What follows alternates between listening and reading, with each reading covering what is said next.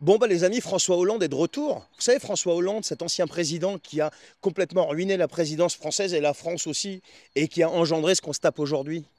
Là, il a proposé un truc, mais sorti tout droit d'un sketch de Groland. Je vous assure, vous n'êtes pas prêts.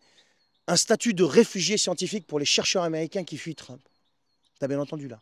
Des chercheurs américains aux États-Unis qui veulent fuir l'oppression et qui, selon François Hollande lui-même, seraient en danger parce que Donald Trump a coupé quelques budgets et viré des militants planqués peut-être dans les labos, quoi. Et là, attention, punchline, le mec, il s'arrête pas là. Il veut les accueillir en France. Mais tu veux les accueillir où? Dans le pays où les chercheurs sont sous-payés, où la recherche est en ruine, où les labos ferment, où l'innovation se barre en Chine et aux États-Unis, et où on traite les scientifiques comme des parias quand ils osent réclamer des financements? Non mais t'es un fou, mais t'es tombé sur la tête mon gars. T'es dans le déni de réalité totale. Non, bah non, François continue et il veut faire de la France un centre d'accueil humanitaire pour les profs woke de Harvard. On parle pas de scientifiques persécutés au Moyen-Orient, ça on s'en fout dans les autres pays où il y a des régimes les plus totalitaires. Non, non, ça on s'en fout, non, non, non, non. On parle de chercheurs américains. Ouais, dans le pays le plus libre au monde quand même, hein. Et Hollande, lui, veut leur offrir l'asile.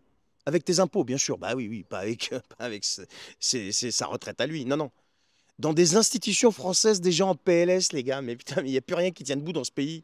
Pendant que les chercheurs français, eux, se barrent justement aux États-Unis pour trouver des moyens et avoir des salaires décents qui sont à la hauteur de leurs compétences et de ce qu'ils font pour l'humanité. Et avoir du respect par la même occasion. Mais quand vous regardez bien, au fond, c'est de la cohérence, en fait. Hollande, c'est quand même l'homme qui a fait exploser la dette, couler la croissance, ridiculiser la France pendant 5 ans. Alors il va pas s'arrêter à un délire de plus, le mec, parce qu'il est convaincu de ce qu'il raconte. Bon, le problème, c'est que il est socialiste, quoi, donc ça se comprend, tout s'explique. Attends, le type a disparu pendant des années. Il a fait la pour devenir député, et il vient maintenant jouer la mère Teresa de la science américaine. Mais à ce niveau-là, c'est plus de la politique, là. Là, c'est du cabaret. Je sais pas, moi, mais c'est d'un ridicule, mais inimaginable pour les gens qui sont normalement constitués et qui entendent ça. Alors là, on rigole, mais derrière la blague, il y a quand même une logique, hein. Il veut importer le wokisme décomplexé des campus américains en France et offrir des visas à des militants qui sont planqués dans des labos américains. Et continuer à défoncer ce qu'il reste de la souveraineté scientifique française. Voilà.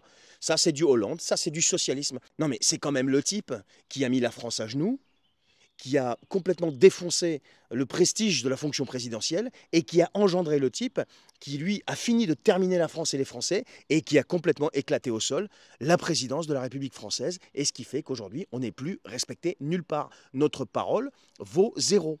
Voilà. Et là, le mec, il vient jouer les sauveurs pour des chercheurs américains woke. Bien, bravo, hein. Tu me diras, c'est logique, c'est socialiste, c'est comme ça. Allez, dis-moi ce que t'en penses en commentaire et je te souhaite une bonne journée. Ciao.